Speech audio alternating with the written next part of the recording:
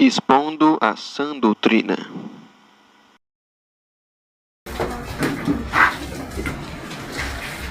Bom, como já está aqui à frente o nosso preleitor da noite, vamos fazer uma oração por ele, pedindo auxílio e ajuda, também para que ele possa pregar a verdade e para que nós possamos praticar essa verdade. Então, vamos orar mais uma vez. Senhor Deus, ó Pai, vem guiar a vida do meu irmão agora, nosso presbítero Leandro. Vem ser com ele, Pai.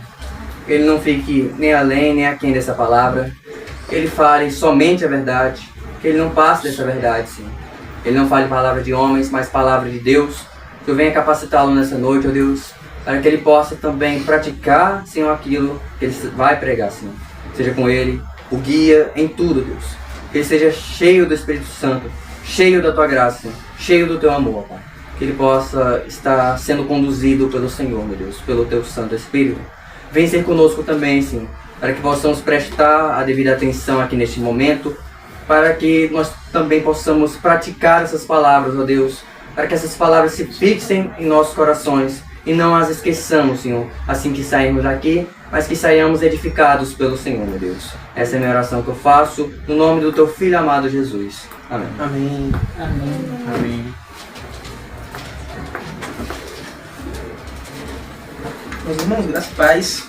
Amém. Agora comigo a palavra de Deus na carta de João. Primeira carta de João, capítulo 4. Primeira de João 4, a partir do verso 11.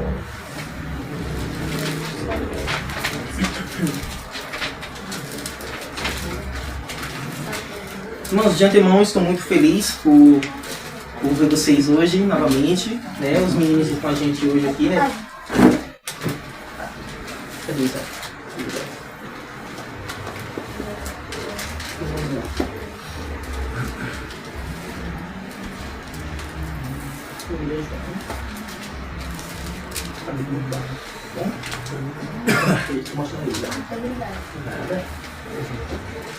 Primeira João 4, a partir do verso 11.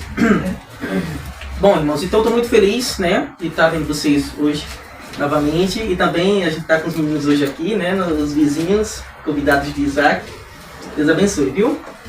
Prestem bem atenção na palavra, tá? Obrigado. Prestem bem atenção na palavra, tá bom?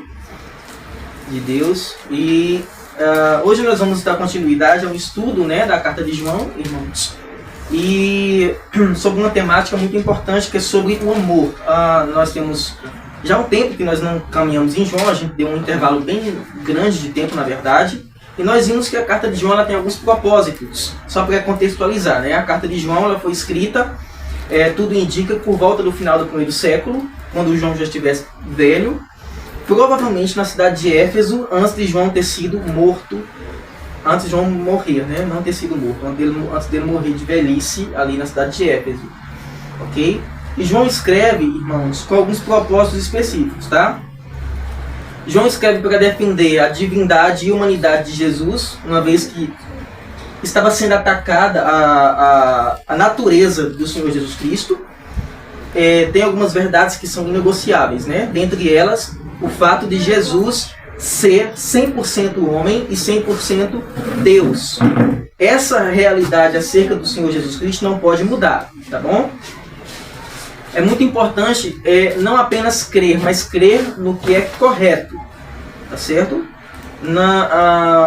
A gente encontra em Tiago capítulo 4 uma cláusula sobre o que crer. Perdão, capítulo 4 não, capítulo 1, né? Quando Tiago fala da fé dos demônios. Então, crer por crer não significa absolutamente nada, desde que você não creia na verdade. Então tem que crer na verdade, naquilo que é correto, bíblico, que tem fundamento. E a pessoa de Jesus é central, então você tem que crer não só em Jesus, mas crer corretamente na pessoa de Jesus Cristo. E isso implica em crer no que ele é, no que ele veio fazer, tá certo? Nas palavras de Jesus. Por que eu estou dizendo isso? Porque se tem uma coisa que é atacada hoje, é a cristologia, é a doutrina acerca da pessoa de Jesus, tá certo? A nossa fé, ela gira em torno da pessoa e da obra do Senhor Jesus Cristo. Então Jesus é o mais importante. Se tirar Jesus, tirou tudo. Não adianta ter igreja, não adianta congregar, não adianta fazer nada se a gente não crê da maneira correta no que se refere à pessoa do Senhor Jesus Cristo. Então, irmãos, Jesus não foi apenas um homem histórico, Jesus não foi apenas alguém que passou por aqui, um profeta, como qualquer outro comum. Jesus foi simplesmente Deus pisando aqui na terra. Deus, Filho de Deus, a segunda pessoa da Trindade. Irmãos, e o João escreve com esse propósito, tá certo? De alertar os seus leitores com relação à humanidade e divindade do Senhor Jesus Cristo. Jesus é 100% Deus. Ele é Deus. Aqueles textos que mostram Jesus nas Escrituras, no Novo Testamento, em especial aqueles textos que mostram Jesus sem saber das coisas, por exemplo, quando Jesus diz que aquele dia e hora da sua volta, ele não sabia. Aí você pode dizer, como alguns alegam, inclusive os testemunhos de Jeová, dizendo que Jesus não era Deus por conta de alguns textos como esse. Irmãos, quando Jesus se encarna, desce aqui à terra, ele assume a humilhação. Está lá em Filipenses. Então ele assume o papel de humilhação. Ele, não é que ele deixou de ser Deus, mas ele intencionalmente omitiu os seus atributos da onipresença, da onisciência. Não é que ele soubesse. E em contrapartida, você tem outros textos que mostram, por exemplo, a onisciência do Senhor Jesus Cristo. Quando ele disse para Pedro, né, que ainda hoje ele trairia ele 3 vezes naquele dia. Como é que Jesus sabia daquilo? Quando Jesus disse para Pedro, né, pesca, e o primeiro peixe que você pegar, abre ele e vai ter uma moeda lá dentro. Você usa essa moeda para pagar um imposto. Como é que Jesus sabia que aquela moeda estaria ali? Dentre outras passagens que mostram não só a onisciência, a onipotência e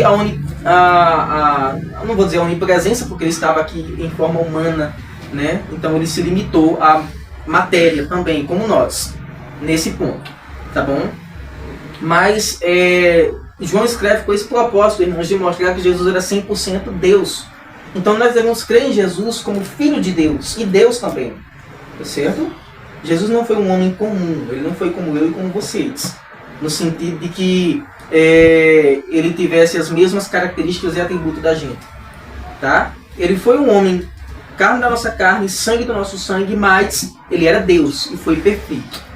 E a humanidade dele também é muito importante, porque se ele não fosse homem, ele não podia morrer por nós. Quem caiu em pecado foi Adão, né? E por conta do pecado de Adão, todos nós entramos num estado de pecado. Então, para que nós pudéssemos ser salvos, era necessário um segundo Adão. Ok? O segundo Adão, a semelhança do primeiro. Homem também. Que pudesse assumir a nossa posição, nos substituir, então morrer. Os sacrifícios, não só na religião cristã, mas nas religiões pagãs, eram feitos e são feitos ainda hoje por meio do sacrifício, da morte de animais.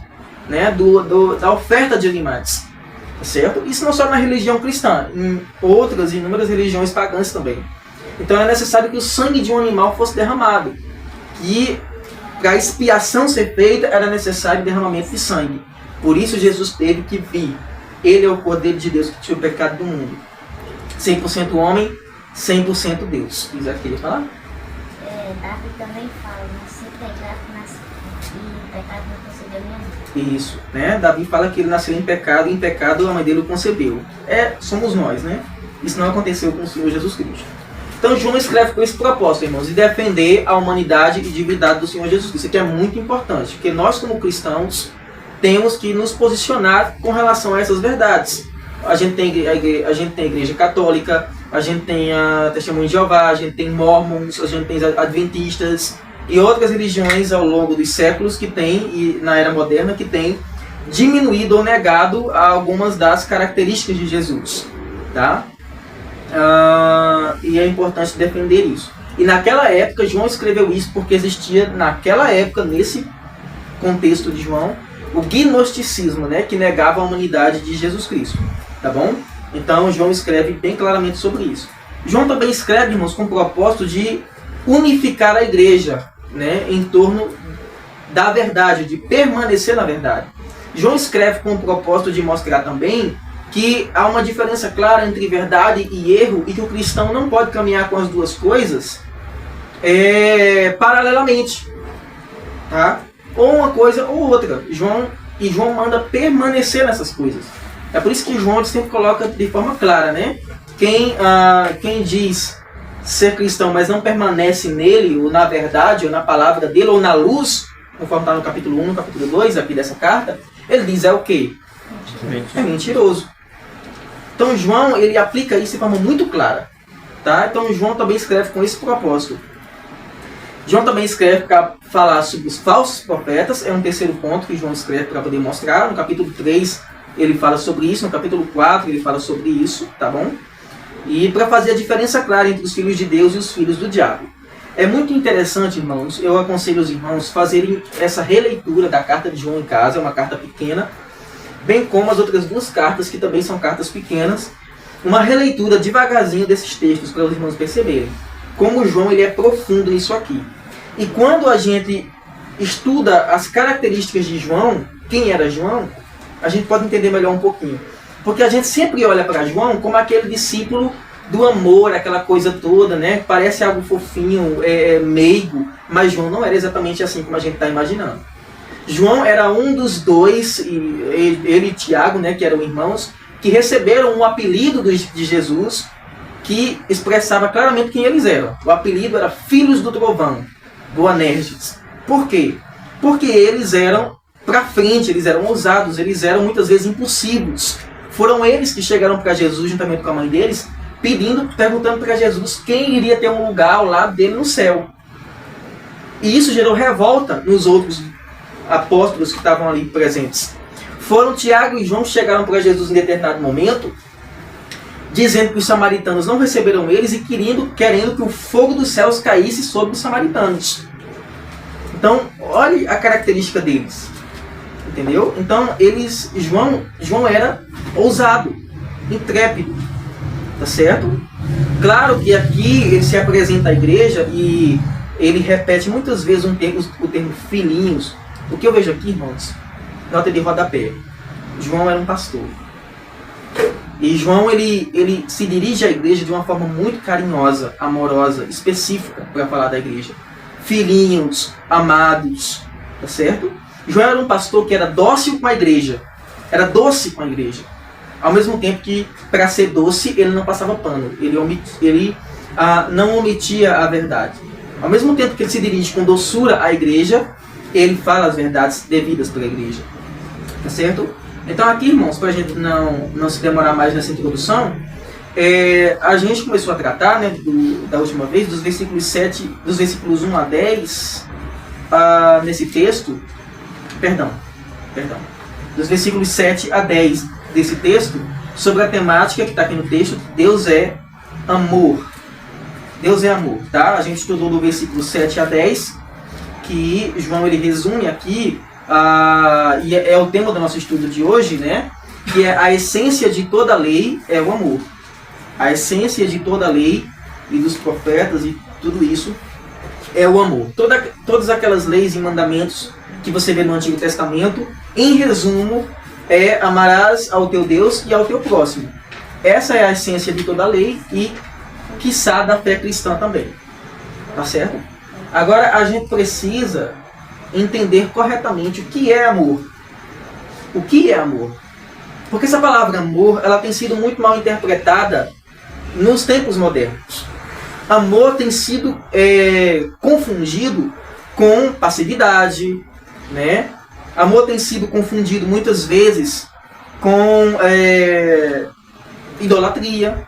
Amor tem sido confundido muitas vezes com o fato de você esconder pecados, tá? Ou omitir a paz, dentre outras coisas, tá certo? Então essa não é a definição de amor que nós temos nas Escrituras, em especial na carta de Paulo aos Coríntios, em 1 Coríntios 13, e sobre o restante das Escrituras que falam sobre amor, certo? Então, irmãos, só recapitulando, né?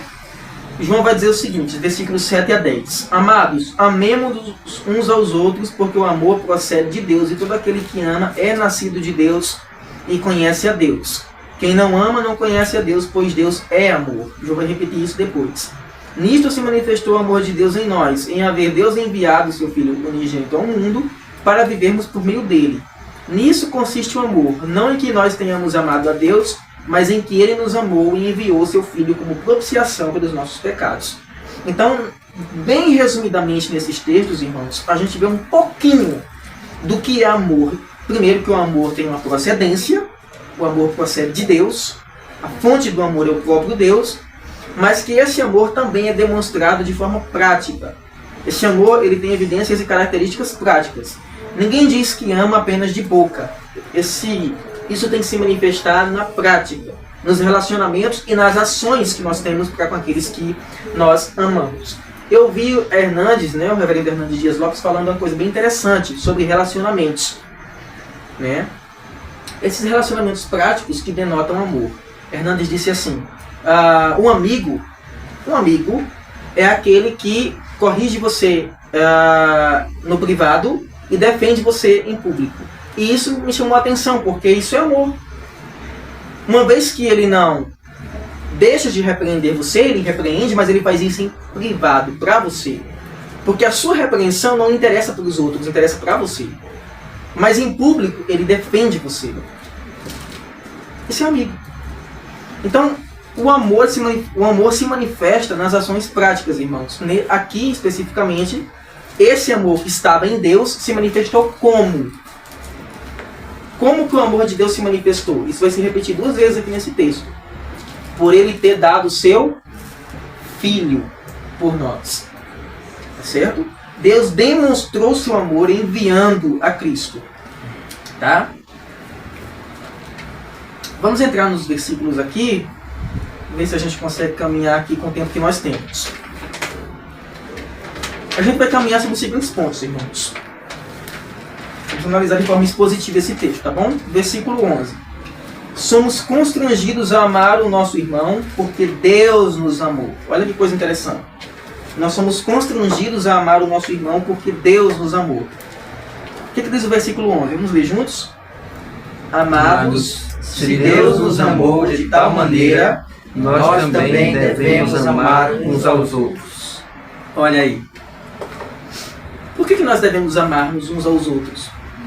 Tem um fundamento. Tem um fundamento, ok? E esse fundamento, ele antecede o mandamento.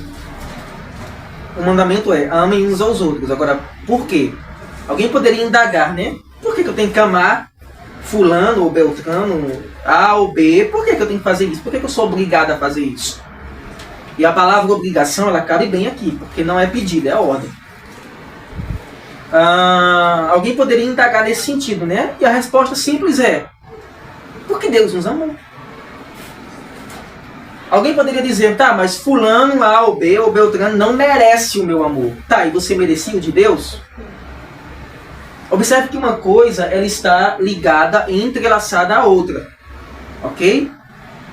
E que o amor nos relacionamentos seria impossível sem essa nascente que flui do amor de Deus, da fonte. Então, irmãos, o amor de Deus nos constrange a amar. Por que Paulo diz em Romanos 1 o seguinte? Somos devedores, tanto a gregos como a bárbaros, tanto a sábios como a ignorantes. Por que Paulo fala sobre ser devedor? Para quem Paulo estava devendo? Por que Paulo estava devendo? Alguém tinha emprestado alguma coisa para ele? Alguém tinha dado alguma coisa para ele? Ele se sentia devedor? Humanamente falando, não. Mas, espiritualmente falando, sim. Ele tinha recebido de Deus a graça da salvação e a ordem de proclamar essa salvação aos outros. E ele se sentia na dívida, no débito para com Deus de fazer isso para com seus irmãos. Então, irmãos, isso aqui é muito interessante. Por quê? Porque nós somos constrangidos a fazer o mesmo pelo Senhor. Tá? Vocês estão entendendo até aqui? Amém. Esse é um ponto muito importante, irmãos, porque se tem uma coisa que é muito mal interpretada, é a doutrina acerca do amor de Deus, tá bom? Meninas, eu peço que vocês prestem bem atenção aqui, tá? Pra vocês não perderem tudo. Se ficar levantando, às vezes atrapalha os outros também, tá bom? Então, se Deus nos amou de tal maneira, nós também devemos amar uns aos outros. Se o fator motivador para você amar o seu irmão não for, irmãos, o que você recebeu do Senhor, não é amor que você tem pelo seu irmão. Tá? Muitas vezes alguém se aproxima do outro por interesse, por alguma coisa que o outro pode ofertar. Quando aquele outro deixa de ofertar aquilo que ele deseja, acabou o amor. Aspas, né? Acabou o interesse. Porque não era amor. Então, nesse sentido, irmãos, o que nos move é o amor de Deus. É o amor que nós temos do próprio Deus. Isso aqui não é nosso. Tá bom? Então, o amor de Deus nos constrange. Segundo, verso 12. O amor revela a Deus. Olha que coisa interessante. Vamos ler juntos o verso 12? Nunca ninguém viu Deus. Se amarmos uns aos outros, Deus permanece em nós, e o seu amor em nós aperfeiçoado. Olha que coisa interessante. Primeiro, João faz a afirmação, né? Ele faz uma afirmativa. Nunca ninguém viu Deus. Quem viu Deus aqui? Nem os profetas do Antigo Testamento tiveram o privilégio de ver Deus. Eles viram manifestações de Deus em teofanias, em anjos, na sarça, em aparições, na nuvem, na coluna de fogo e vai. Tá? Eles viram as manifestações do Senhor. E mesmo Moisés viu a glória de Deus, né? Quando Deus passou na rocha. Mas até os anjos, em Isaías capítulo 6, cobrem o rosto. Ninguém viu Deus. Como eu conheço a Deus então? Nesse sentido, o amor é uma forma de revelar ao Senhor. Irmãos, é tão incrível como nós vamos observando com o passar do tempo e o nosso contexto, o que está acontecendo no mundo, como as coisas estão piorando. E como a gente está vivendo numa sociedade cada vez mais sem amor. Isso, irmãos, as Escrituras deixam bem claro que seria uma marca do fim. Quando Paulo escreve a Timóteo no capítulo 3, da sua segunda carta, se eu não me engano, Paulo vai dizer que uma das marcas do fim é que os homens seriam desafeiçoados, sem afeição natural um pelo outro, sem amor. Implacáveis, cruéis. Quem não ficou aterrorizado com as últimas notícias? Um conservador cristão. As últimas palavras dele, Charles Kirk, as últimas palavras dele foram, ele estava falando sobre Jesus. Que a melhor escolha que ele tinha feito na vida era a escolha do Senhor Jesus Cristo. E ele estava falando sobre isso. E ele recebeu nada mais nada menos do que um tiro no pescoço. Quem não viu e ficou aterrorizado com o caso da uraniana que foi morta ali no metrô nos Estados Unidos? Irmãos, e todo mundo ao redor viu aquilo e ninguém fez nada. Dentre outros inúmeras situações que eu poderia citar aqui para vocês do que está acontecendo. Onde está o amor? Agora, se é natural esperar que isso não aconteça no mundo, porque a gente já viu aqui que esse amor é uma nascente, flui de Deus, quanto mais escandaloso é quando isso se manifesta na frieza da igreja. Né? E por se multiplicar a iniquidade, o amor de muitos se esfriará. E ele fala da apostasia também. É a igreja. Quando a igreja deixa de manifestar isso aqui, irmãos, não adianta fazer mais nada. Não adianta evangelizar. Nem adianta fazer trabalhos sociais. Nem adianta fazer cultos. Não adianta fazer nada. Porque o fundamento deixou de existir. O Senhor Jesus Cristo, antes de subir ao céu, poderia ter tantas coisas para dizer para os seus discípulos, né? Porque ele ia subir, o contexto era tumultuoso, porque os fariseus estavam por aqui com Jesus, eles queriam pegar Jesus a todo custo, já estavam tramando fazia tempo uma maneira de prender Jesus. Naquela mesma noite, Judas deixou Jesus e foi traí-lo, como vocês sabem bem. E o Senhor Jesus fica com os outros 11 ali e vai dar instruções para eles. Ele disse que naquela mesma noite ele seria entregue E ele sabia que os discípulos iam ficar, ele mesmo disse, né? As ovelhas serão dispersas. Ele falou isso. Então os discípulos iam ficar perdidos sem ele. E foi o que aconteceu. Porque todos eles correram, né? Perderam esperança. Pedro disse, eu vou pescar. Como dizendo assim, eu vou voltar para a velha vida de novo. Tanta coisa que Jesus podia dizer para eles, Jesus disse assim, amai-vos uns aos outros. Um mandamento eu tenho. Amai-vos uns aos outros. Como eu mesmo vos tenho amado. É como se o amor fosse esse elo que une aquilo que é diferente. A igreja, em essência, ela é diferente. Ela é composta de pessoas com temperamentos e posturas diferentes. Mas o amor é o elo que une esse povo. O amor é aquilo que faz com que nós encontremos pessoas que nós nunca vimos na vida, que professam o nome de Jesus também, e com 5 minutos de conversa com a pessoa, a gente já sinta aquela familiaridade com ela. Como se conhecesse ela há anos, porque o Evangelho faz isso, irmãos. Isso é amor. Tá? Agora, apesar dessas diferenças, eu não estou falando de erro. Porque o amor não encobre erro. O apóstolo Paulo, escrevendo aos Coríntios, no capítulo 13 da sua primeira carta, o apóstolo Paulo diz assim, o amor não folga com a injustiça, mas folga com a verdade. Né? Então, é muito importante entender essas características do amor. Nesse sentido aqui, irmãos, João está dizendo que Deus é revelado por meio do amor da igreja de uns para com os outros. Eu vi até uma frase ultimamente no Instagram, muito interessante. Em alguns casos ela se aplica, em outros talvez não, né? Que diz assim, né? Talvez alguns de vocês tenham visto. Que diz assim, a igreja está precisando de ar-condicionado ou alguma coisa do tipo. É mais ou menos isso, estou parafraseando, que eu não lembro literalmente, né? Aí as pessoas dizem, vamos contribuir. Algum irmão está precisando de cirurgia, alguma coisa, a igreja diz, vamos orar. É curioso, né? Essa frase pode ser mal interpretada ou descabida em alguns casos, mas é uma frase que é verdadeira também. Tá certo? E significa que muitas vezes a própria igreja está se preocupando com coisas mais secundárias do que mesmo com os seus irmãos.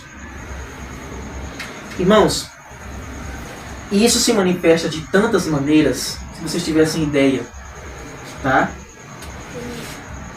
O amor revela a Deus. Olha o que diz aí no verso 12. Nunca ninguém viu Deus. E aí ele continua. Se amarmos, presta atenção os meninos, se amarmos uns aos outros, Deus permanece em nós. E o seu amor é em nós aperfeiçoados. Olha a condicional aí, ó. Se amarmos uns aos outros. É aí que Deus permanece em nós. É claro, né?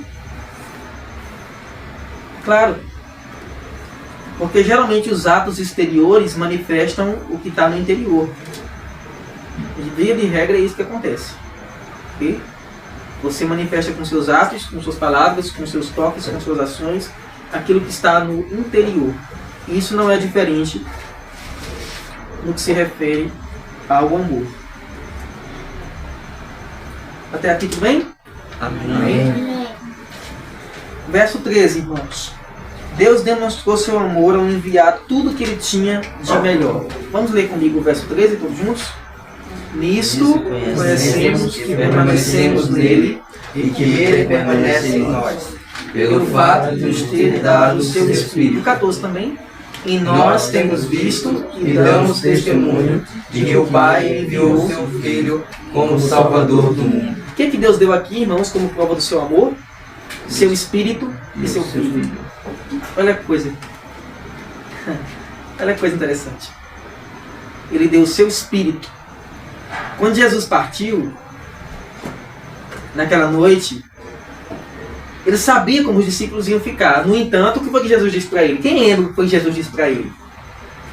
Uma das coisas que Jesus disse para ele, como uma prova de que eles não iam ficar sozinhos. Quem lembra? Outro Consolador. Ele disse, eu não vos deixarei o quê? Sozinho. Sozinhos. Em outras traduções, não vos deixarei órfãos. E vos enviarei outro Consolador. Eu acho assim, irmãos, não tenho certeza que a gente esquece um pouco do poder disso. Ele enviou o seu Filho e enviou o seu Espírito para que nós não ficássemos sozinhos. Sempre tem a Trindade envolvida. Sempre. Né? Exatamente. Então, irmãos, olha o que Deus fez. Não que nós mereçamos isso, mas Ele, por livre e espontânea vontade, voluntariamente, Ele fez isso. Ele manifestou o seu amor por nós. E aqueles que dizem, né, como Deus é severo, como Deus é ingrato, como Deus é... E questionam a Deus por todo o mal do mundo, mas não olham para a misericórdia de Deus nesse sentido. Nisto conhecemos, olha como é que João coloca os termos. Nisto conhecemos que permanecemos nele. Irmãos, uma das palavrinhas que João utiliza aqui nessa carta é a palavra permanecer. Eu esqueci agora a quantidade de vezes, mas ele usa essa palavra várias vezes nessa carta. Permaneça, permaneça, permaneça. Permaneça na verdade, permaneça em Deus. E ele usa fundamentos para mostrar como nós sabemos que estamos permanecendo nele. Um desses fundamentos é a verdade, é a palavra. Outro fundamento desse é o amor, que ele acabou de utilizar aqui. Só nesse texto, olha que coisa interessante. Só nesse texto ele fala aqui, no versículo 12: nunca ninguém viu Deus, se amarmos uns aos outros, Deus permanece em nós. No versículo 13 ele diz: nisso conhecemos que permanecemos nele. Ele repete a palavra aqui nesses dois versículos duas vezes. Uma para falar que Deus está em nós, outra para falar que nós estamos em Deus. E no verso 15 também. Obrigado, filho. No verso 15 também, né? É verdade. O verso 15 é aquele que confessar que Jesus é filho de Deus, Deus permanece nele e ele permanece em Deus. Essas duas coisas estão correlacionadas, irmãos. A permanência de Deus em nós e a nossa permanência nele. E é por isso que Paulo vai dizer assim, que aquele que está em pé, veja que não caia. Como nós sabemos que uma pessoa é cristã e que Deus está nele? Muitas pessoas se enganam com relação a isso. Será que eu sei que Deus está em mim? Como eu sei que Deus está em mim? Que Ele habita em mim. Porque Romanos vai dizer assim, né? Que o Espírito de Deus testifica ao nosso Espírito que somos o quê? Filhos de Deus. Como eu sei? Como eu sei que aí dentro tem alguma coisa de Deus? Que nos porões do seu coração existe alguma coisa de Deus aí dentro? Ou não é apenas mera religiosidade e intelectualismo disfarçado?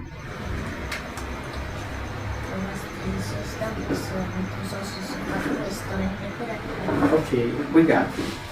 Isaac está dizendo aqui que viu mais vezes aqui. A gente vai passar lá daqui a pouquinho, tá? Essa palavra se repete aqui várias vezes nesse texto. E aí, irmãos, nisto conhecemos que permanecemos nele. Nisto o quê? Pelo fato de nos ter dado o seu Espírito. Nisto conhecemos que permanecemos nele e que ele permanece em nós. Então, o Espírito Santo, na minha e na sua vida, testificam de que Deus está conosco. Irmãos, vocês sabiam, né? Que o Espírito Santo, ele pode atuar em uma pessoa que é diferente de morar nessa pessoa. A atuação do Espírito Santo numa pessoa e a habitação do Espírito Santo nessa pessoa. Exemplo, Deus usou Saul.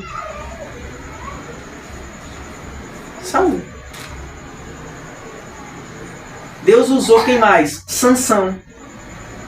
E teve um determinado momento, e tem uma diferença de Saul e Sansão, né? Claro. Eu creio que Sansão era convertido. Mas teve um determinado momento que a Bíblia fala, e não sabia ele, com Sansão, que o Espírito de Deus se havia retirado dele, ou se ausentado dele. E Sansão não notou. O Espírito Santo saiu e ele não notou. Quantos de nós, irmãos, quantos de nós definitivamente estamos enganados com relação a isso? Será que o Espírito Santo está em mim e em você? Que evidências práticas nós temos que demonstram isso? 14. E nós temos visto e damos testemunho de que o Pai enviou seu Filho como Salvador do mundo. Claro que João está falando aqui como testemunha ocular, tá bom? Nós temos visto não se aplica a mim e a você, se aplica a João, ao autor. Nós temos visto por quê? Porque João viu, né? João andou com Jesus. João viu Jesus. Tá certo? Mas ele fala aqui no plural, né? Então não foi só ele, tá bom? João viu e dá testemunho de que Deus enviou seu Filho, de que Jesus era Filho de Deus e era Salvador do mundo também. Tá certo? Olha uma das evidências do amor de Deus por nós. Um dos nossos deveres é começar a enxergar as Escrituras e ler esses textos com o poder que esses textos se apresentam. A gente lê, por exemplo, João capítulo 13, João 3,16. É tão fofinho, né? Você pega e faz quadro com aquele texto e coloca aquele texto na sua casa e coloca no para-brisa do carro e em outras camisas. Mas você já viu o poder daquele texto? O que está escrito naquele texto de João 3,16? João 3,16 a 16 a 18, 16 a 19. Que Deus enviou seu Filho. Que Deus, né, amou o mundo de tal maneira que enviou seu Filho para que todo nele crê não pereça, mas tenha a vida eterna. E ele continua. Aquele texto não pode ser de forma isolada. Então que as pessoas só pegam o verso 16. Geralmente só o verso 16. E esquecem, por exemplo, né, do 18 e 19, que dizia assim, né? Quem nele crê não é condenado, mas o que não crê já está condenado. Porque não crê no nome do unigênito Filho de Deus. E a condenação é essa, que a luz veio ao mundo, mas os homens amaram mais as trevas do que a luz, porque as suas obras eram más. Então, irmãos, nós devemos ser, é nosso dever ser criteriosos, analíticos com a nossa própria vida, à luz do que diz a palavra de Deus aqui.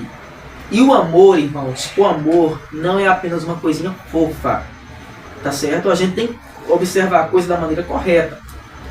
Amor é sinônimo, claro, de alegria, de bênção, de graça, de sinceridade, de companheirismo. Como é bom ser amado, né? Isso não estou falando só dos relacionamentos conjugais, mas relacionamento entre pais e filhos e Deus ficar conosco. Olha como Deus nos ama. Eu amo esses textos. Jesus disse assim, em João 10, eu sou o bom pastor, vocês são as ovelhas. O bom pastor dá a vida pelas ovelhas. Aí Jesus diz assim, eu vou preparar um lugar, e quando eu preparar um lugar, eu voltarei e eu receberei vocês para mim mesmo, para que onde eu esteja, vocês estejam também. Olha o interesse do Senhor Jesus Cristo para com a gente. Tudo foi Ele que disse, eu farei, eu farei, eu farei. É Ele que faz. E Ele faz de livre e espontânea vontade. Ninguém tira a minha vida de mim. Eu, voluntariamente, a dou. Tenho o poder para dar e tenho o poder para tomá-la de volta. Esse mandamento eu recebi do meu Pai. Tudo isso que Ele fez por amor. Tem uma frase muito bonita que diz assim, né? Se você quer uma definição de amor, não vá ao dicionário. Vá ao Calvário. Porque ali estava resumido todo o amor de Deus por nós, no ato de enviar o seu Filho por nós. Amém? Amém. Ok? E é nosso dever, irmãos, nos posicionar também com relação a essa questão do amor hoje em dia. Certo? Porque se nós não andamos conforme o passo do gado da sociedade, a manada, nós somos atacados de que nós não amamos. Né? Nós somos atacados, pessoas dizem que nós somos, os termos que eles usam, intolerantes, que nós não temos amor. E é muito importante que nós possamos trazer de volta a correta definição do que é amor. Tá certo? Versículo 15. A condição para ter um relacionamento verdadeiro em Deus. Olha o que diz o verso 15. Vamos ler juntos? Aquele que confessar que Jesus é o Filho de Deus, Deus permanece nele e ele permanece em Deus. Olha que interessante. Olha que interessante. Aqui, irmãos, é a condição para ter um relacionamento verdadeiro com Deus. Aquele que confessar que Jesus é o Filho de Deus. A gente não pode considerar aqui, irmãos, essa confissão apenas como algo sendo dito da boca para fora. Não é apenas fazer a profissão de fé, tá bom? Romanos também vai dizer, Paulo vai dizer aos Romanos que se você crê, se com a boca confessar, né, que Jesus ressuscitou dos mortos, que Jesus Cristo é o Senhor, e com o teu coração crê que Ele ressuscitou dos mortos, será salvo. Tá certo? Então não é apenas a confissão, envolve a confissão, mas você também confessa com a própria vida, tá bom? Como está no Salmo 19, né? Muitas vezes você ganha sem palavra. A confissão não é apenas o abrir da boca. Salmo 19 diz assim: os céus revelam a glória de Deus, e o firmamento anuncia as obras das suas mãos. Como é que o céu, o sol, as estrelas, a lua, o firmamento anuncia a glória de Deus? O verbo anunciar quer dizer falar, né? Como é que o céu e as estrelas e tudo, todo o cosmos anunciam a glória de Deus? Simplesmente por existirem. A sua ordem, o nascer, o pôr, toda a ordem do universo, a beleza, tudo isso anuncia a glória de Deus. Como é que a mulher ganha o marido lá em Coríntios? Paulo escrevendo aos Coríntios. Como é que a mulher ganha o marido sem palavra? É interessante Paulo usar esse termo, né? Com a sua vida. E aqui, irmãos, aquele que confessar que Jesus é o Filho de Deus, a gente tem que ter a boca no trombone também. É incrível como as pessoas hoje não se posicionam. Irmãos, eu estava vendo isso e a morte do Charlie Kirk me deixou muito pensativo. Por quê? Eu acho incrível como Deus faz as coisas. É por isso que o Senhor diz assim: os meus pensamentos não são os vossos pensamentos. Deus é muito maior do que nós. Deus não é um homem grandão, né? Ele é muito diferente da gente. Melhor e maior. E os planos e pensamentos deles não são os nossos. Com a morte de um homem, de um mártir, de Charlie Kirk da vida, né? Talvez agora a voz dele seja mais ouvida do que antes quando ele era vivo. Talvez agora ele vá mais longe do que antes quando ele era vivo. E Deus faz isso. O quanto que a morte de Estevão, lá no livro de Atos, por mais dolorosa que fosse, e triste que fosse, não trouxe de testemunho e exemplo, ensinamento para a história da igreja. Né? E isso, querendo ou não, irmãos, dá uma gota a mais de coragem para a gente, num tempo em que a igreja é covarde. Então que nós possamos também confessar que Jesus é o Filho de Deus. Aquele que confessa, aquele que faz isso, evidencia que o Senhor está nele. Fala, Isaac. Tem uma pessoa na escola que eu tava lá estudando, né? Nesse caderno aqui que eu peguei aqui pra escrever o Morro da Vida, aí eu mexi no cabelo. Aí eu tava escrevendo e eu tava falando bem baixinho, tinha uma pessoa atrás de mim escutando. Eu tava dizendo: rapaz, se eu tivesse do lado de Deus, ou me comparasse de Deus, eu não passaria do grande sul na areia. Aí a pessoa se levantou, fica aqui do meu lado. Rapaz, Deus é tão grande assim, porque você não ia mostrar aqui? Eu já ia dizer, ele é um prédio. Oxe, eu tô falando comigo mesmo.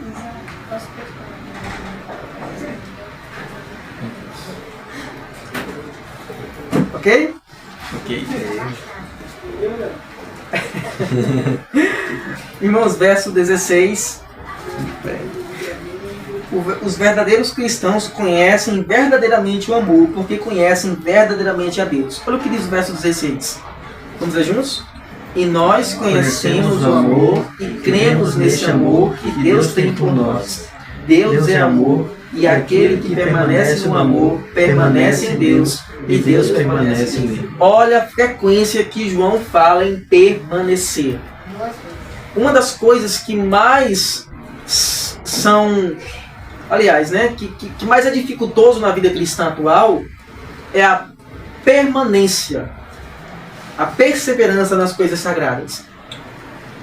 Nós às vezes fazemos propósitos de orar e oramos uma semana e lemos a Bíblia por um determinado período e nos empolgamos com aquilo. Mas dificilmente nós permanecemos nessas coisas. Dificilmente nós perseveramos nessas coisas, na prática dessas coisas, e sentimos prazer nessas coisas. Quantas vezes nós não fizemos votos que nós não cumprimos? Seja com relação à leitura bíblica, ou com relação à oração, ou com relação ao congregar, ou com relação aos ouvidos, ou com relação à boca, ou com relação ao comportamento, e no dia seguinte, na semana seguinte, nos meses seguintes, nós nos pegamos caindo naquela mesma coisa. Então é muito difícil permanecer. Por isso que João repete essas coisas assim. As pessoas vêm a um culto, aí passam um mês vindo no culto, 2 meses vindo no culto, 3 meses vindo no culto, e a não ser que elas tenham uma convicção clara no seu coração, dada pelo Espírito Santo, elas abandonam a igreja, elas saem. Né?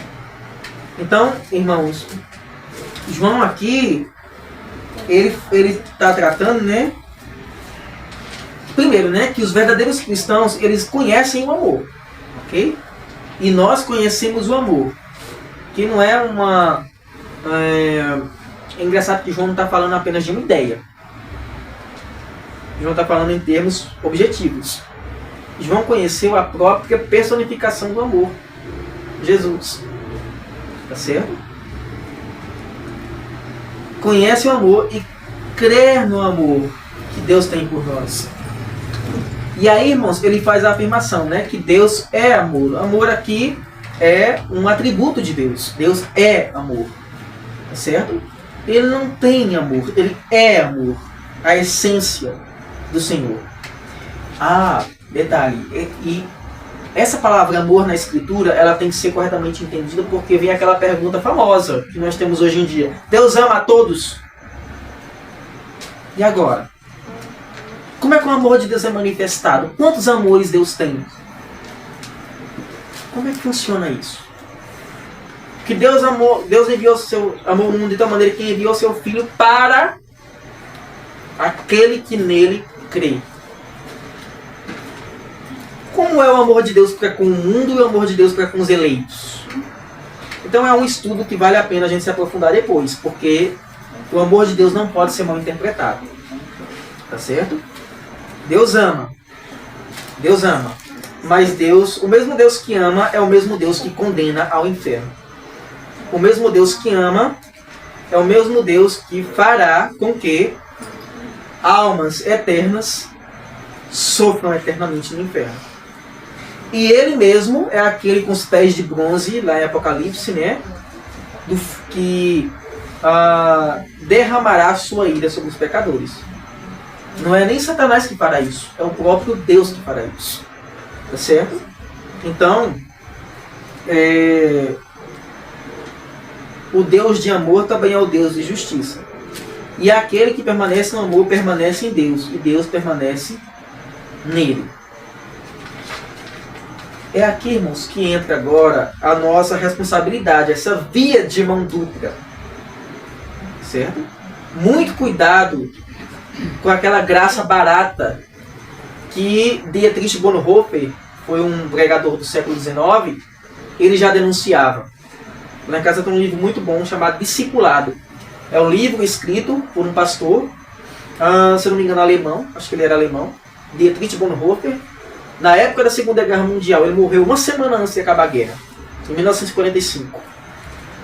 Que ele denunciou naquela época a graça barata. Que graça barata era essa?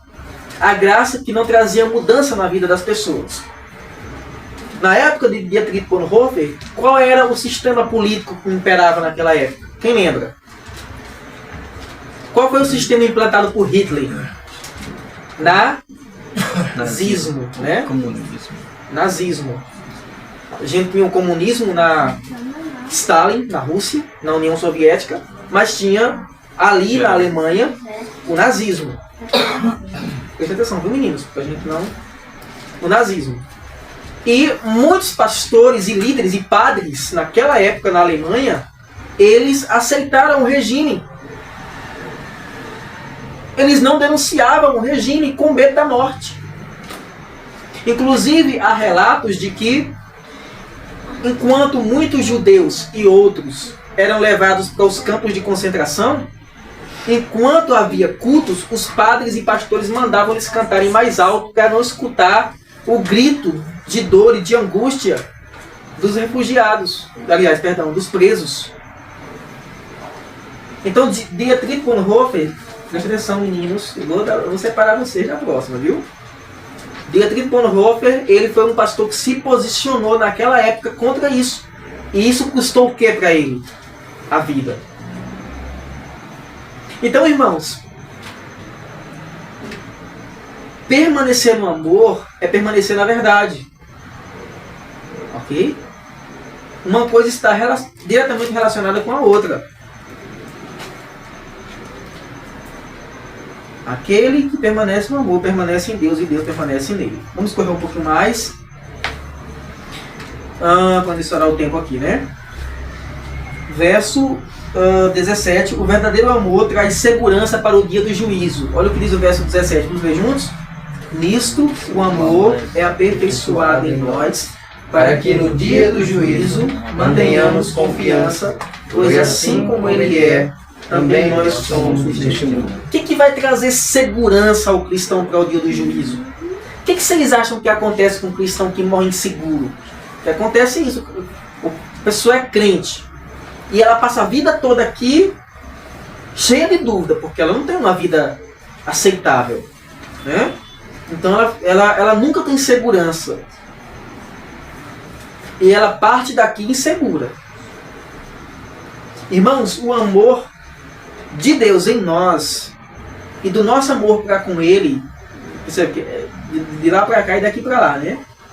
Nos traz segurança para o dia do juízo.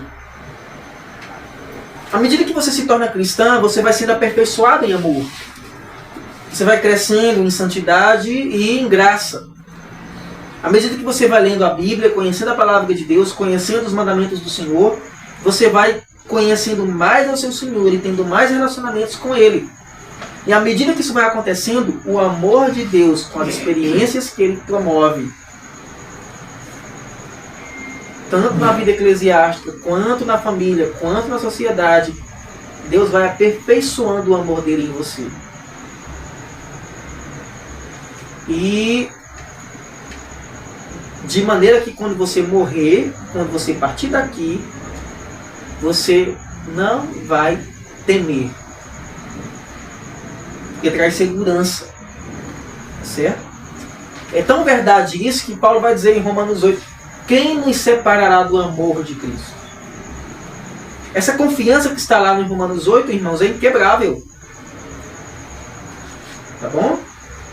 Se vocês amam a Deus, Deus ama vocês verdadeiramente, ninguém pode separar vocês do amor dele. Ninguém. Entendeu? Então, irmãos,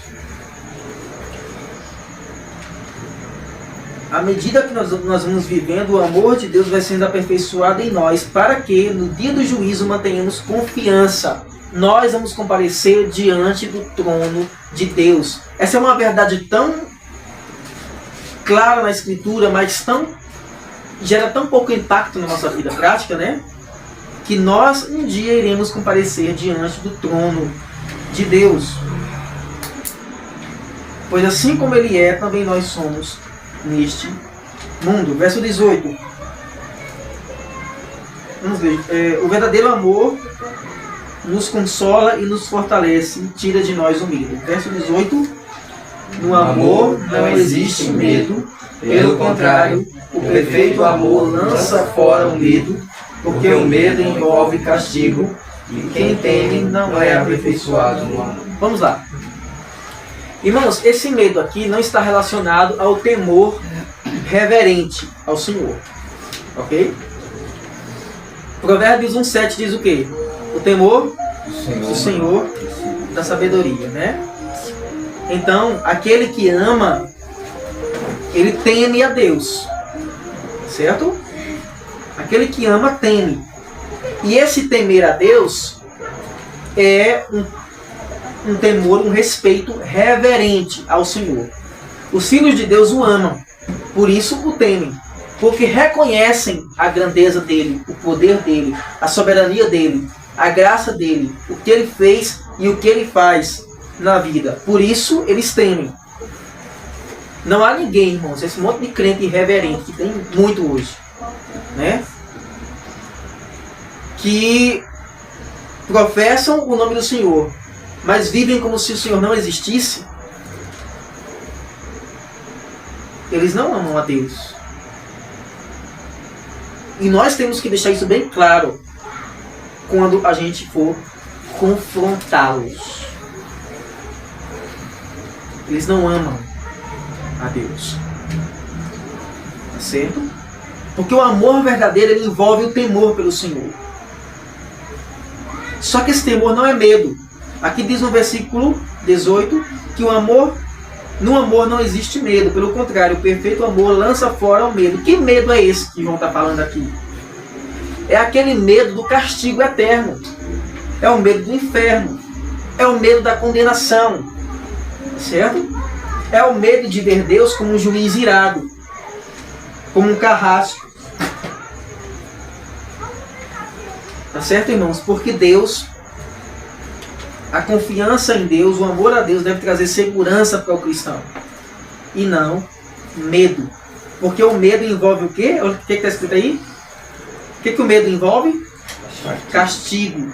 E quem teme não é aperfeiçoado no amor. Ou seja, quem tem esse medo da condenação de Deus, que diz cristão, mas que vive na igreja e não tem segurança com relação à salvação, ou com relação ao seu Senhor, ele na verdade não entendeu o amor de Deus. Ele não ama. Tá certo? E ele não está sendo aperfeiçoado em amor. Então, aos salvos aqui hoje, prossigam conhecendo a Ele. Isso diariamente. E confiando cada vez mais. O amor não envolve o medo, irmãos. Verso 19. De onde veio o amor? Pergunta. Verso 19. O que está escrito aí? Nós amamos porque Ele nos amou primeiro. Opa, isso aqui é interessante, irmãos. O verso 9 do nosso texto, né, o verso 9 diz assim: nisto se manifestou o amor de Deus, em haver Deus enviado seu Filho ao mundo para vivermos por meio dele. Aí, olha o 10.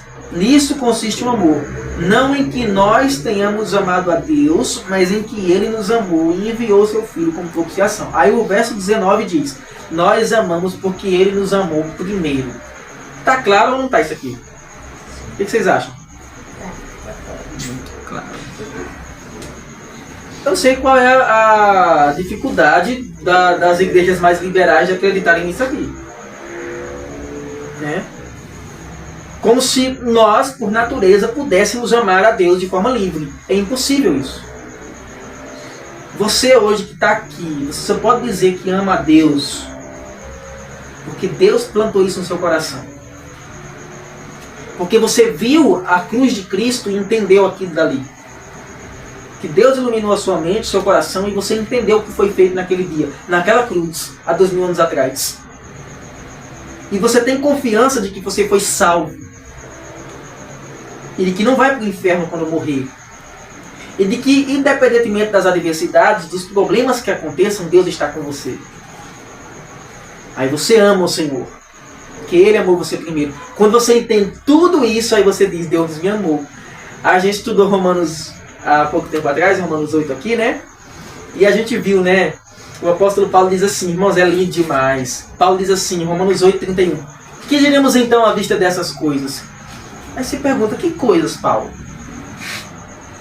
Paulo vai dizer, se Deus é por nós, quem será contra nós? Aí se você prossegue naquele texto ali, Paulo prossegue com algumas perguntas retóricas. Aquele que nem mesmo o seu próprio filho poupou, antes por todos nós o entregou. Quem tentará acusação contra os eleitos de Deus? É Deus quem justifica. Quem os condenará? Aí você vai ver as perguntas que Paulo vai fazendo. É Cristo Jesus quem morreu? Olha a segurança que Paulo vai dando sempre com relação a Cristo. Ou antes ressuscitou? que está sentada à direita de Deus e também intercede por nós. Quem nos separará do amor de Deus? Irmãos, quando você analisa expositivamente aquele estudo ali, Romanos 8, 31 a 39, você termina totalmente confiante de que se você foi salvo, de que esse amor não vem de você. E porque não vem de você e você foi salvo, você não pode perder também. Amém? Amém. Como é que você vai perder? Como é que você vai perder aquilo que não é seu? É porque Ele deu, não porque você mesmo adquiriu por conta própria. Certo? O que acontece é que muitos não foram amados por Deus ainda, ou não foram alcançados pelo amor de Deus. Por consequência disso, não amam. Então, de onde vem o amor, irmãos? Pergunta, de onde vem o amor? De Deus. A nascente é Ele. Verso 20 e 21, para finalizar, a evidência prática do amor. O que diz no versículo 20 e 21? Vamos ler juntos? Se alguém disser, amo a Deus, mas odiar o seu irmão, esse é mentiroso. Pois quem não ama o seu irmão, a quem vê, não pode amar a Deus, a quem não vê. E o mandamento que dele temos é este: quem ama a Deus, que ame também o seu irmão.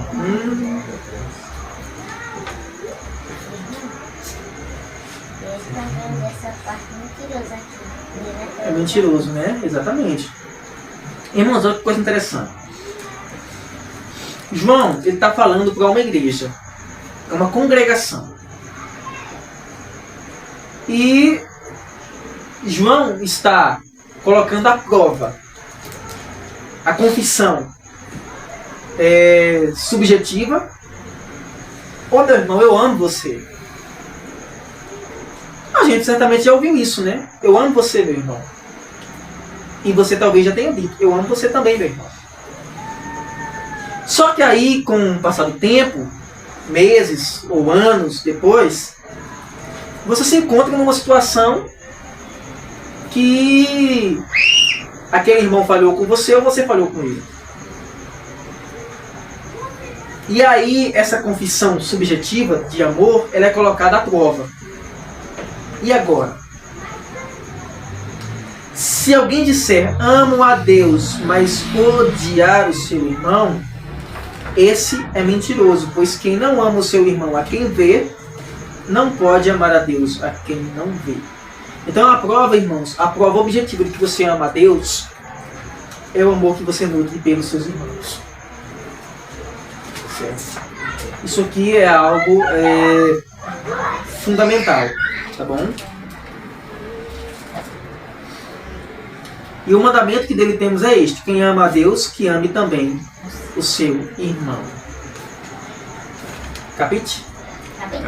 Irmãos, isso aqui é muito importante, tá bom? Claro que a gente, mais uma vez, antes de pegar esse texto de forma isolada, entenda corretamente primeiro o que é amor. Segundo a Bíblia, analise o prisma, né? A gente tinha umas pedrinhas, né, que você enxergava antes, era o caleidoscópio. Ele tinha várias faces assim. Você olhava e ele tinha várias facetas, né? Várias formas. Tá? Então você pega o amor de Deus, ele também tem várias formas assim. Você pode olhar tanto de um ângulo como de outro. E o amor de Deus, ele é isso, né? Ele se manifesta nas ações práticas, no abraço, no sorriso, no beijo, mas também se manifesta na verdade, na sinceridade, na mansidão, no respeito. Tá? Porque o beijo somente, o abraço somente, não é sinônimo de amor verdadeiro. Judas beijou Jesus, né? No entanto, aquele beijo foi um beijo falso, de traição. Pedro confessou, né? Pedro amava, né? Mas quando aquele amor foi testado à prova lá, naquele momento, ele vacilou. Mas Pedro amava, é um fato. Quando está escondido, Deus também repreende Judas. Sim, né? Mas Judas não se arrependeu, né? E aí mostra que ele não amava o Senhor. Eu também sim, quando ele derramou o sangue inocente, ele também se suicidou. Isso. Bom, irmãos, finalizando aqui, tá? Nós já estouramos o tempo. Dos versículos 11 a 21, então, nós extraímos essas verdades aqui do texto. Poderia ser dito muito mais coisa acerca desse texto, porque nós teríamos que entrar detalhadamente nessa questão do amor e entender o que é isso na prática. Certo? Então, só aqui, eu queria recapitular com vocês de forma prévia aqui os pontos que eu pude destacar desse texto aqui, tá bom? Detalhe. João está falando do amor numa narrativa na mesma narrativa que ele fala dos falsos profetas. É como se fosse uma comparação aqui, um contraponto. Então, só para contextualizar, para finalizar, verso 11. Somos constrangidos a amar o nosso irmão, por quê? Porque Deus nos amou. Então, amar o irmão não é uma opção, é uma condição, uma obrigatoriedade. E nós somos constrangidos a isso, tá bom? Verso 12. O amor revela a Deus. Nós não vemos Deus na prática, né? Visualmente com os nossos olhos. Mas nós vemos Deus no momento que nós vemos o nosso irmão nos amando. E no amor que nós apertamos para com Ele. No amor da igreja de uns para com os outros, nós podemos enxergar Deus, né? Deus demonstrou seu amor ao enviar tudo o que Ele tinha de melhor. O que Ele deu para a gente? O que de melhor Ele tinha? O Espírito. O Espírito e o Filho, né? Isso é incrível, irmãos. Incrível, incrível. Nem os anjos, né, criaturas impecáveis, têm o prazer que nós temos. A gente tem o que os anjos não têm. A nós foi dado o privilégio de ter Cristo, de ter o Espírito de Deus em nós. Qual foi o anjo? Está lá em Hebreus, né? Capítulo 1. Ele falando, a qual anjo, né? Eu direi, tu és meu filho, eu hoje te gerei. Nós temos o privilégio que anjo algum tem em pregar o Evangelho. Então, irmãos, a gente tem que trazer de volta essa essência do verdadeiro amor.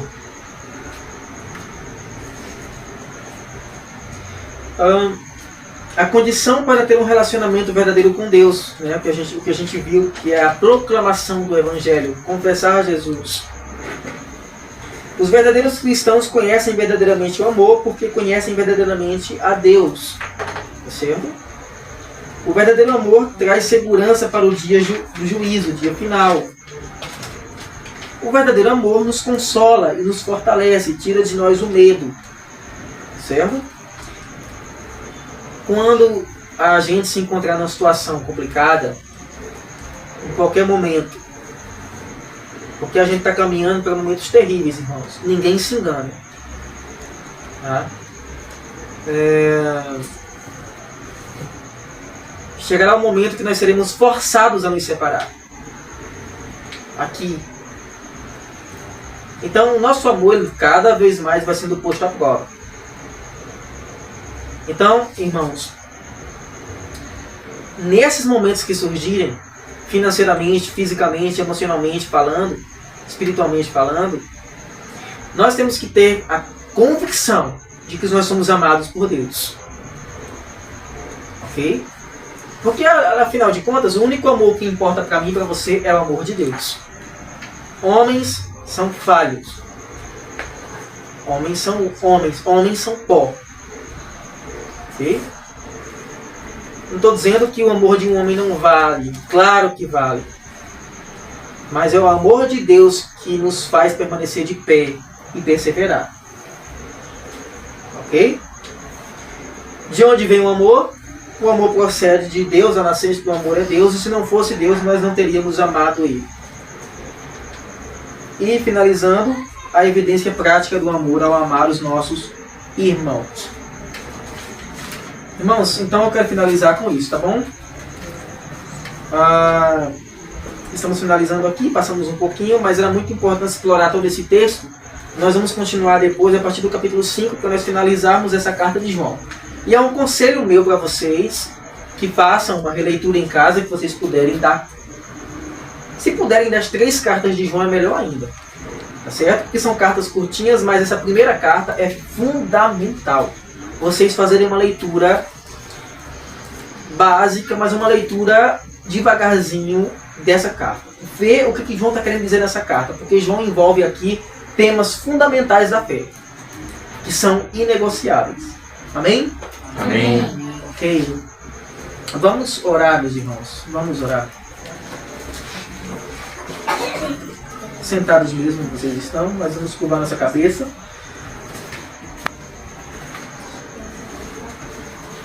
Exato.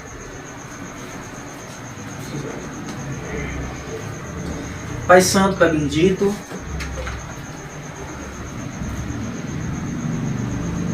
Senhor, aumenta-nos a fé, ó Deus. A tua palavra diz em Lucas que quando o Senhor retornar, na verdade é uma pergunta, né? O Senhor diz, quando o Filho do Homem voltar, porventura achará fé na terra? Ó Deus, a nossa fé é muito pequena, ela é quase que some diante das circunstâncias da vida. E muitas vezes, ó Deus, nós nos pegamos duvidando da nossa fé, da nossa credulidade no Senhor, do nosso amor. Ô Jesus, faz com que essa verdade, ó Deus, se torne cada vez mais clara na nossa vida. Ao mesmo tempo que nós não podemos fundamentar, Senhor, essa verdade em coisas superficiais. Nos ajuda a enxergar de forma prática que esse amor ele existe e ele é real na nossa vida. Ó Deus, leva a tua igreja aqui reunida a amar verdadeiramente, primeiramente ao Senhor, a ter convicção de que nós te amamos de fato. Não negociamos a tua doutrina, não negociamos os teus princípios, não negociamos a verdade, mas nós te amamos. Para que não aconteça conosco, Senhor, o que aconteceu com a igreja de Éfeso, em que apesar de tudo que aquela igreja tinha, boa doutrina, cultos e indignação com os falsos profetas, o Senhor fez uma denúncia contra aquela igreja de Éfeso. E a denúncia foi: tenho porém contra ti que abandonaste o teu primeiro amor. Apesar de todas aquelas coisas exteriores que a igreja de Éfeso tinha, aquela igreja de Éfeso não tinha o principal, que era amor. Nos ajuda a entender, Senhor, que o amor, ele é o Senhor. E que existe uma definição clara do que é amor. O amor é a verdade. O amor não folga com a injustiça. O amor é a santidade. O amor, ó Deus, é graça, é misericórdia, é perdão, é respeito. O amor envolve tudo isso, ó Deus, porque o amor é um reflexo do Senhor. Como o Senhor foi paciente conosco, nós devemos ser pacientes com o nosso irmão. Como o Senhor foi bondoso conosco, nós devemos manifestar bondade para com os nossos irmãos. Isso é amor. Como o Senhor foi justo, em certa medida, conosco, ao enviar teu Filho, não que nós merecêssemos, porque se o Senhor fosse manifestar a justiça para conosco, verdadeiramente o Senhor teria colocado no inferno. Mas o Senhor enviou teu Filho a Deus, que é a própria justiça de Deus. Nós devemos também ser justos com o nosso irmão, ao sempre levá-los a Cristo. Ó Deus, o Senhor tem sido amoroso e paciente conosco. Nos ensina, ó Deus, o que é amor na prática. Nos revela cada vez mais amor. Essa é a minha oração, Senhor. No mundo em que carece de amor e graça, Pai, nos ajuda a entender, Senhor, o que é amor. Enquanto o mundo, ó Deus, declina em falsidade, em degradação, em frieza, enquanto homens matam outros homens de forma cruel e bárbara, enquanto homens mentem com o nome de outros homens, caluniam, nos ensina, ó Deus, a fazer o que é correto e amar. Ó Deus, isso não é fácil, mas é possível. Obrigado, Deus, por tudo que o Senhor tem feito, por tudo que vais fazer e pelo teu amor. Realça, ó Deus, esse amor na vida de cada irmão aqui e na minha vida também. Obrigado pela tua misericórdia. Em nome de Jesus. Amém. Amém. Amém.